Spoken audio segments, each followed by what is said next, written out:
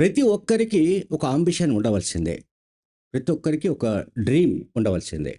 ప్రతి ఒక్కరికి ఒక కల ఉండవలసిందే. నాకు ముఖ్యమంత్రి కావాలన్న కల ఉంది. అయితే ఇప్పుడు 2028లో జరిగే ఎన్నికల్లోనే నేను ముఖ్యమంత్రి అవుతానని చెప్పట్లేదు. మా నాన్న ముఖ్యమంత్రి అవుతాడు. ఇది పక్కా. BRS party అధికారంలోకొస్తుంది. నాకు ఈ కల నెరవేర్చుకోవడానికి ఇంకో 10 ఏళ్ళు పట్టొచ్చు. 15 ఏళ్ళు కూడా పట్టొచ్చు. బట్ నాకైతే అటువంటి అంబిషన్ ఉంది. అని బీఆర్ఎస్ పార్టీ ఎమ్మెల్సీ, తెలంగాణ జాగృతి అధ్యక్షురాలు కవిత ఒక ఛానల్‌లో చెప్పారు. ఆమె ఓపెన్‌గా చెప్పారు. ఆ యాంకర్ అడిగాడు మళ్ళీ, "మరి మీ పార్టీలో సీఎం కావాలనుకుంటున్న వాళ్ళు హరీష్ రావు గాని, కేటీఆర్ గాని, మిగతా వాళ్ళు ఉన్నారు కదా!" అంటే, వాళ్ళకి కూడా అంబిషన్ ఉండొచ్చు. దానికి ఎవరు తప్పుపట్టాల్సిన అవసరం లేదు.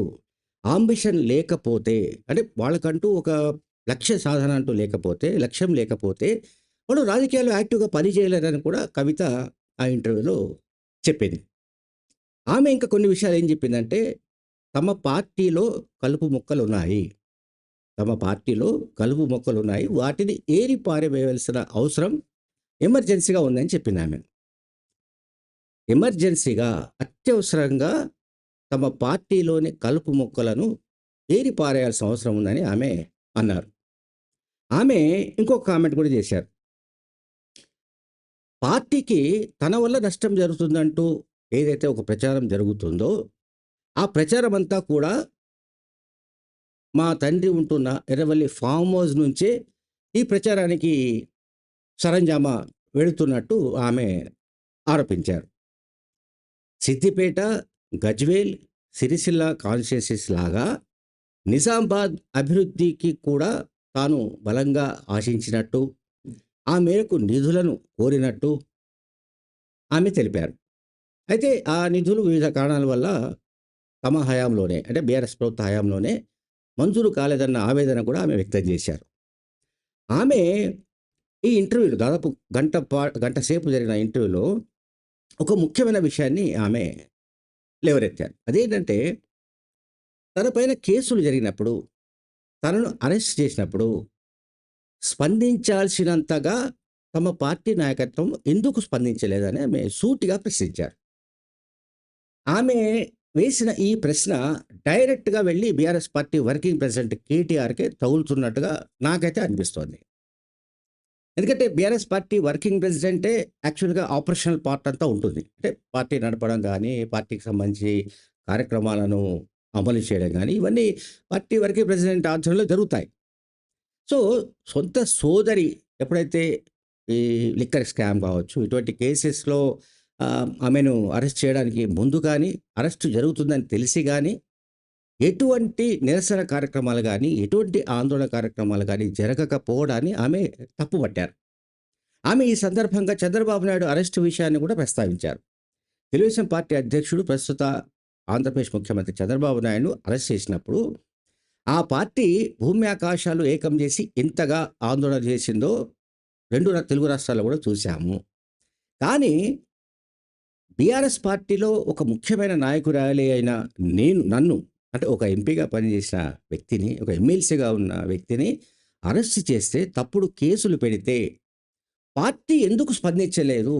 కారణాలేంటి? నేనేమి పాపం చేశాను? ఏం తప్పు చేశాను? అని కూడా ఆమె ప్రశ్నించింది. అట్లాగే చివర్లో ఆమె ఒక మాట అన్నారు. మీకు అంటే యాంకర్ అడిగిందేమిటంటే, ఇప్పుడు మాజీ మంత్రి హరీష్ రావు ఒకవేళ కేటీఆర్‌కు పార్టీ పగ్గాలు అప్పజెప్పితే, చెప్పినా కూడా పార్టీ పగ్గాలు అప్పజెప్పినా కూడా, తాను ఆయనతో కలిసి పనిచేయడానికి సిద్ధమని హరీష్ రావు చెప్పడాన్ని మీరు సమర్థిస్తారా? మీరు కూడా ఏకీభవిస్తారా? అని యాంకర్ అడిగాడు. దానికి ఆమె జవాబు చెప్తూ, నాకు బీఆర్ఎస్ పార్టీలో కేసీఆర్ మినహా మరొక నాయకుడు లేడు. ఆయన నాయకత్వం కింద మినహాయిస్తే మరొకరి నాయకత్వంలో పనిచేయడానికి నేను సిద్ధంగా లేనని ఆమె స్పష్టంగా తేల్చి పారేశారు. అంటే ఆమె పరోక్షంగా బీఆర్ఎస్ పార్టీ వర్కింగ్ ప్రెసిడెంట్ తన సోదరుడైన కేటీఆర్‌ను టార్గెట్ చేస్తున్నట్టుగా కూడా నాకు అనిపించింది. ఇది ఆ ఇంటర్వ్యూ సారాంశంలో. ఎందుకంటే బీఆర్ఎస్ పార్టీలో ఇన్స్‌పిరేషనల్ ఆర్ ఎగ్జాంపులరీ లీడర్ ఎవరైనా ఉన్నారు అంటే అది కేసీఆర్ మాత్రమే. కేసీఆర్ స్థాయిలో ఇన్స్‌పిరేషనల్ లీడర్‌గా ఎవరు ఇంకా తయారు కాలేదని కూడా కవిత స్పష్టం చేశారు. సో, మనం ఓవరాల్‌గా ఆమె ఇంటర్వ్యూ సారాంశం గమనిస్తే, ఆమెకు తెలంగాణ ముఖ్యమంత్రి కావాలన్న ఆకాంక్ష ఒకటి బలంగా ఉన్నట్టు కనిపిస్తోంది. సరే, దాని సాధ్యాసాధ్యాలు ఎట్లా ఉంటాయి, బీఆర్ఎస్‌లో పరిణామాలు ఎట్లా ఉంటాయనేది మనం చూడాల్సి ఉంది. And second point is BRS party working president తన సోదరుడు. తన సోదరునికి తనకు మధ్య రాజకీయపరమైన గ్యాప్ ఉన్నట్టు ఆమె ధృవీకరించారు.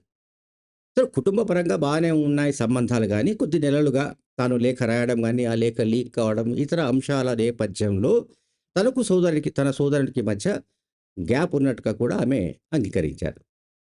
అంటే మొత్తం మీద బీఆర్ఎస్ పార్టీలో ముఖ్యమంత్రి పదవికి కనీసం నలుగురు పోటీలో ఉన్నట్టుగా మనం భావించాలి.